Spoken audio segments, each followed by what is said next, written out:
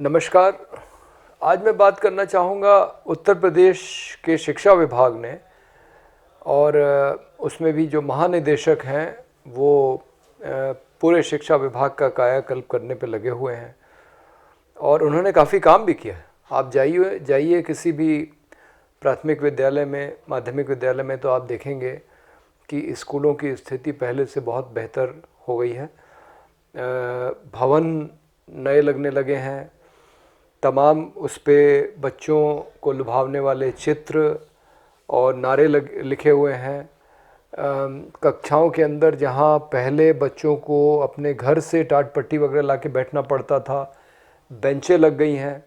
इसमें कुछ निजी संस्थाओं का भी योगदान है, जैसे कि HCL फाउंडेशन जो है इसमें काफ़ी सहयोग कर रहा है, और भी कर रहे होंगे।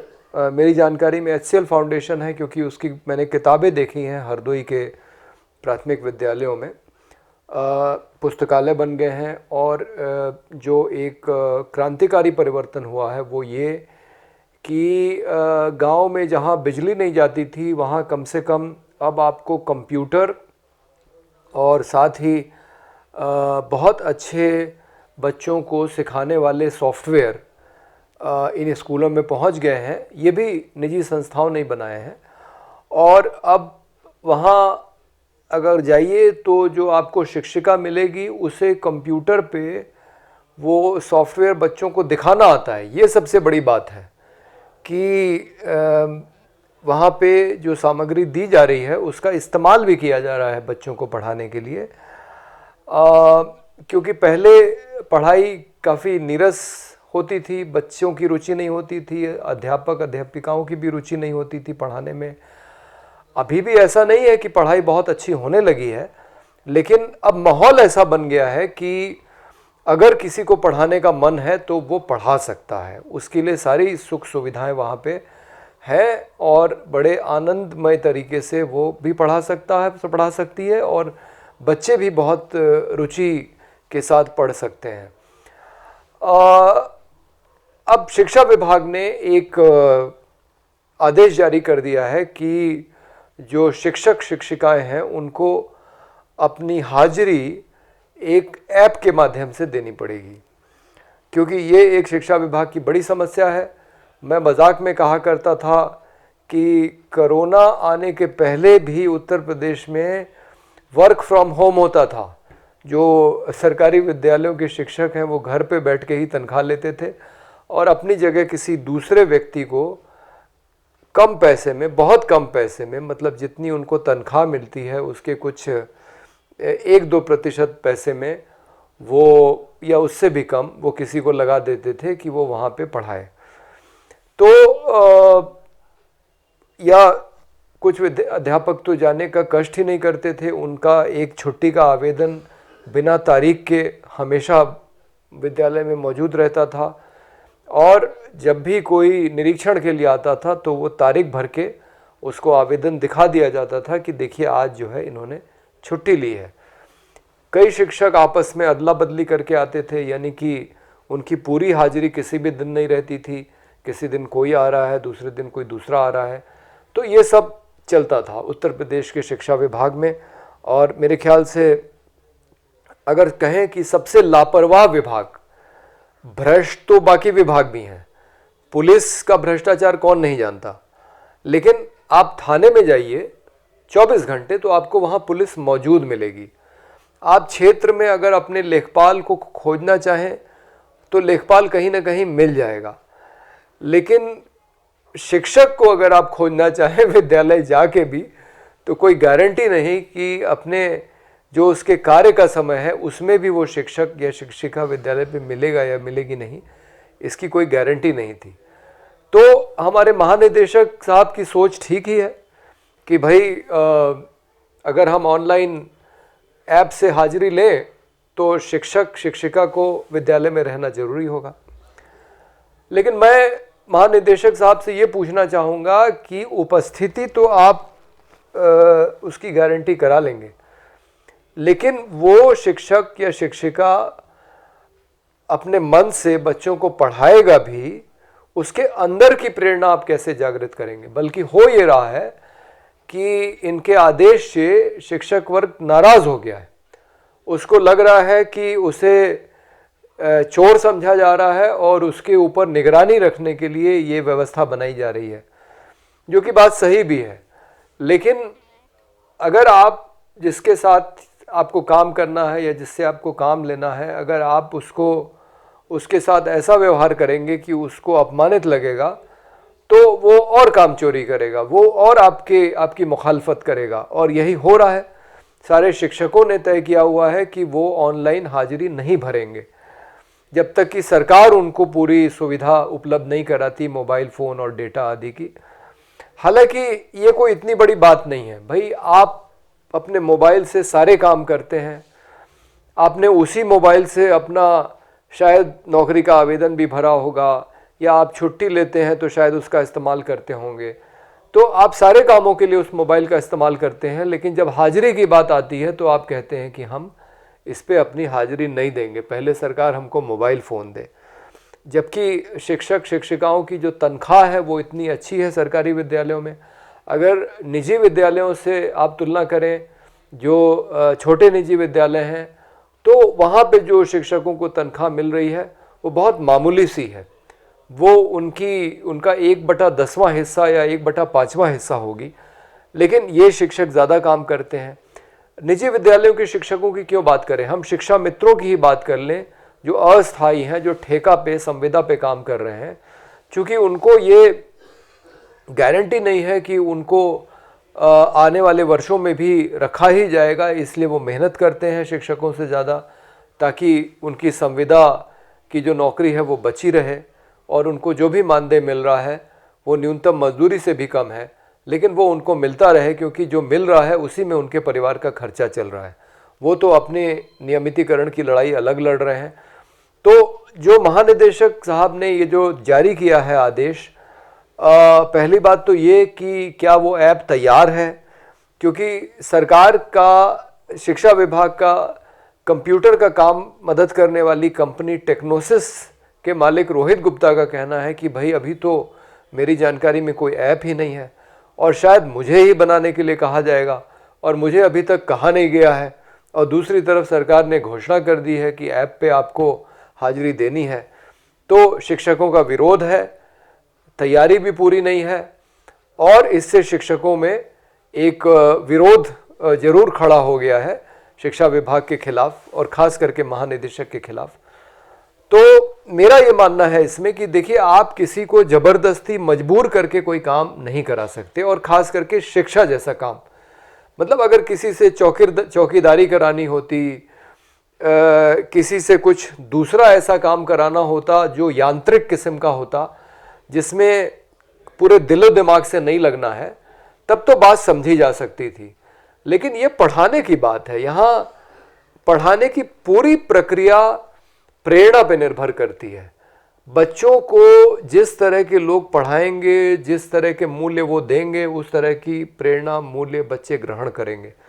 अगर कोई व्यक्ति ज़बरदस्ती बच्चों को पढ़ाने के लिए भेजा जा रहा है, तो जाहिर है कि उसका व्यवहार बच्चों के साथ अच्छा नहीं होगा, उसका मन नहीं लगेगा, और बच्चे भी शिक्षा अच्छी तरह से ग्रहण नहीं करेंगे।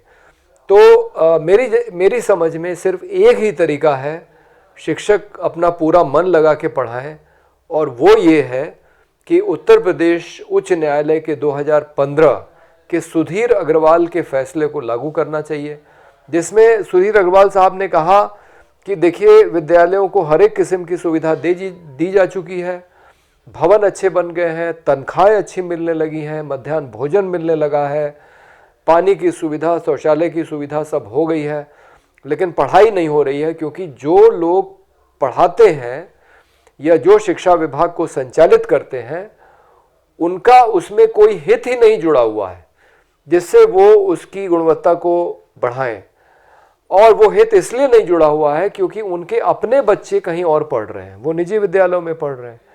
तो जब तक उनके बच्चे इन विद्यालयों में नहीं पढ़ेंगे, तब तक उनका शिक्षा की गुणवत्ता को, शिक्षा के स्तर की गुणवत्ता को बेहतर करने में कोई उनका हित नहीं रहेगा। इसलिए उन्होंने ये फैसला सुनाया कि उत्तर प्रदेश सरकार अनिवार्य रूप से सभी सरकारी तनख्वाह पाने वाले लोगों से कहे कि वो अपने बच्चों को सरकारी विद्यालय में पढ़ाएं। और अगर ऐसा हो जाता है और बहुत सारे काम खास करके मोदी सरकार ने तो रातों रात किए हैं, जैसे नोटबंदी लागू कर दी, तालाबंदी लागू कर दी।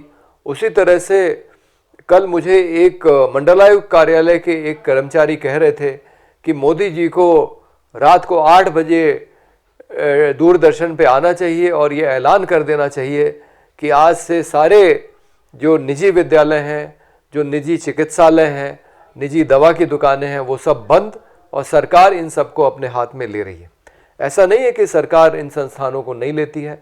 अभी रामपुर में हमने देखा, आजम खान ने जो विश्वविद्यालय बनाया था उसको सरकार ने अपने हाथों में ले लिया है, उसकी ज़मीन का अधिग्रहण कर लिया है जो उनको पहले दिया गया था। कल मैंने एक आवेदन मंडलायुक्त महोदया को दिया है लखनऊ की कि सिटी मॉन्टेसरी स्कूल जिसकी मान्यता के लिए जो अनापत्ति प्रमाण पत्र जारी हुआ है, उसकी एक शर्त है कि उन्हें 10% अनुसूचित जाति जनजाति के बच्चों को उसी फीस पे पढ़ाना है जो सरकारी विद्यालय में लगती है, यानी कि उनको मुफ्त पढ़ाना है। लेकिन जब मैंने ये सूचना के अधिकार अधिनियम के तहत मांगी तो जगदीश गांधी जी का जवाब एक जिला विद्यालय निरीक्षक को गया है कि मुझे ये जानकारी न दी जाए क्योंकि वो शिक्षा के अधिकार अधिनियम के तहत वो मुक्त है ये जानकारी देने से। मैं सूचना आयोग में पेशी होती है तो मैं जाता हूँ या मेरे प्रतिनिधि जाते हैं और अभी तक सूचना नहीं दी गई है। इसके पहले मैं इंदिरा नगर शाखा जिसके खिलाफ एक ध्वस्तीकरण आदेश है आवास विकास परिषद का सिटी मॉन्टेसरी की, उसकी जब मैंने मान्यता के ऊपर सवाल उठाया और ये पूछा कि इनका अनापत्ति प्रमाण कैसे जारी हुआ और वो उसकी प्रति मुझे दी जाए, तो संयुक्त शिक्षा निदेशक के कार्यालय में जाने पे वहाँ के कर्मचारियों को ये कहते मैंने सुना कि भाई हमारे कार्यालय में तो है नहीं, जगदीश गांधी जी से ही मंगा लिया जाए। और जगदीश गांधी तो कोई सूचना देते नहीं हैं क्योंकि उनको लगता है कि वो सूचना के अधिकार से मुक्त हैं, जबकि सूचना के अधिकार अधिनियम में ये साफ साफ लिखा है कि जो भी जानकारी सरकारी फाइलों में है वो मिलनी चाहिए। तो मेरी जानकारी में सिटी मॉन्टेसरी स्कूल की मान्यता के लिए जो अनापत्ति प्रमाण पत्र आवश्यक है वो उसकी प्रति कहीं सरकारी रिकॉर्डों में हो ही नहीं, है ही नहीं। अगर होती तो मुझे मिल जाती। तो ये जो निजी विद्यालय हैं ये उल्लंघन करते हैं सरकारी नियमों का और ये अगर इनका सरकारीकरण या राष्ट्रीयकरण हो जाए तो इसमें गरीबों के बच्चे पढ़ सकेंगे। और अभी जो सरकार विद्यालय चला रही है उसमें अगर सरकारी सेवा में जो लोग हैं उनके बच्चे जाने लगेंगे, जब शिक्षक का शिक्षिका का बच्चा वहाँ होगा, जब बेसिक शिक्षा अधिकारी का बच्चा वहाँ होगा, जब जिला अधिकारी का बच्चा होगा, वरिष्ठ पुलिस अधीक्षक का बच्चा होगा और न्यायाधीश महोदय का बच्चा वहाँ पे होगा, तो निश्चित तौर पे शिक्षा की गुणवत्ता जो है उसको बेहतर बनाएगा क्योंकि उसका उसमें हित होगा। उसके अपने बच्चे वहाँ पढ़ रहे होंगे, उसके ऊपर के जो अधिकारी हैं उनके बच्चे वहाँ पढ़ रहे होंगे, जनप्रतिनिधियों के बच्चे वहाँ पढ़ रहे होंगे और फिर सभी विद्यालयों की गुणवत्ता एक समान हो जाएगी, जिसको हम समान शिक्षा प्रणाली के नाम से भी जानते हैं, जो 1968 की सिफारिश है कोठारी आयोग की, लेकिन जिसे आज तक किसी भी सरकार ने लागू नहीं किया। तो मेरी समझ ये है कि विजय किरण आनंद जी को 2015 का न्यायमूर्ति सुधीर अग्रवाल का फैसला लागू कर देना चाहिए और सभी सरकारी वेतन पाने वालों से कहना चाहिए कि अपने अपने बच्चों को वो सरकारी विद्यालय में भर्ती कराएं ताकि शिक्षा की गुणवत्ता का स्तर बढ़ जाए जो उनकी मंशा है। भाई चाहते तो वो भी यही है ना कि सरकारी विद्यालयों में जो शिक्षा दी जा रही है उसकी गुणवत्ता बेहतर बने। तो इसका एक मानवीय समाधान है, यानी कि जो इंसान उसमें शामिल है उसकी भावनाओं को साथ में लेते हुए आप ये कर सकते हैं। और मैं ये बात गारंटी से कह सकता हूं कि मैंने इसको लेके जितना आंदोलन किया है, मैं दोनों मुख्यमंत्रियों से मिला हूं जो सरकार के छोटे कर्मचारी हैं और कई बार कुछ आईएएस अधिकारियों ने भी, जैसे उस समय सीतापुर के जिलाधिकारी थे अमृत त्रिपाठी शायद, उन्होंने मुझे कहा कि बिल्कुल सही बात है। उत्तर प्रदेश के मुख्य सचिव अनूप चंद पांडे ने, जो इस समय चुनाव आयुक्त है, उन्होंने मुझसे कहा कि बिल्कुल आपकी बात सही है। जैसे अमेरिका के अंदर सभी बच्चे समान शिक्षा प्रणाली में शिक्षा प्राप्त करते हैं, उसी तरह से भारत में भी होना चाहिए।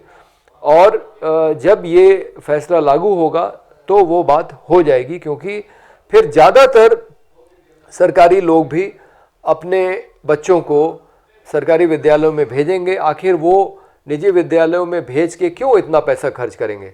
लेकिन दुर्भाग्य ये है कि कुछ आईएएस अधिकारी ऐसे हैं, जैसे आलोक रंजन जी, जिनके नाम ये फैसला हुआ था 2015 में कि उन्हें इसको लागू करना था। वो उस समय मुख्य सचिव थे और 6 महीने के अंदर उसके क्रियान्वयन की आख्या भी उनको कोर्ट में देनी थी। लेकिन जब मैंने उनसे उनकी सेवानिवृत्ति के बाद पूछा इसके बारे में, तो उन्होंने बोला कि आप किसी सरकारी सेवक के साथ आप जबरदस्ती कैसे कर सकते हैं कि उसको मजबूर करें कि वो अपने बच्चे को सरकारी विद्यालय में भेजे। तो मैंने उनका ध्यान इस ओर आकृष्ट किया कि उस फैसले में ये लिखा हुआ है कि जो सरकारी वेतन पाने वाला अपने बच्चे को सरकारी विद्यालय में न पढ़ाना चाहे और निजी विद्यालय में पढ़ाना चाहे, वो खुशी से पढ़ाए, लेकिन जितनी फीस वो वहाँ दे रहा है उसका दुगना जुर्माने के रूप में सरकार के खाते में जमा करे। तो इसमें उन लोगों को छूट भी दी गई है जो निजी विद्यालय में पढ़ाना चाहेंगे, कि वो जुर्माना भर के अपने बच्चों को निजी विद्यालय में पढ़ा सकते हैं। तो इसमें किसी को कोई आपत्ति नहीं होनी चाहिए, क्योंकि ये जनहित का काम है। इससे भारत की आम जनता का फायदा होगा।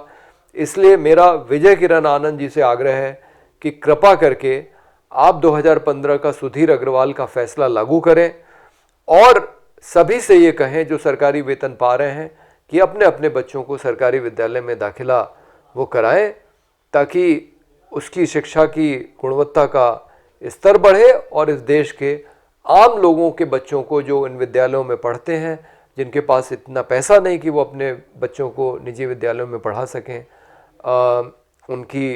उनको अच्छी शिक्षा का मौका मिले। मैंने मंडलायुक्त महोदय से ये आग्रह किया है कि जगदीश गांधी जितना पैसा खर्च करते हैं, साल में एक बार जो न्यायाधीशों की एक कॉन्फ्रेंस कराते हैं वैश्विक स्तर की, जिसमें दुनिया भर के सेवानिवृत्त न्यायाधीश आते हैं, तो वो पैसा अगर वो बच्चों की शिक्षा पे खर्च करें तो उनकी 17 शाखाओं में पढ़ने वाले बच्चे सभी के लिए शिक्षा मुफ्त हो सकती है। और यदि वो ऐसा नहीं करते हैं तो सरकार को उनके विद्यालय का अधिग्रहण कर लेना चाहिए, जिस तरह से आजम खान के विश्वविद्यालय का अधिग्रहण किया गया है। बहुत बहुत धन्यवाद।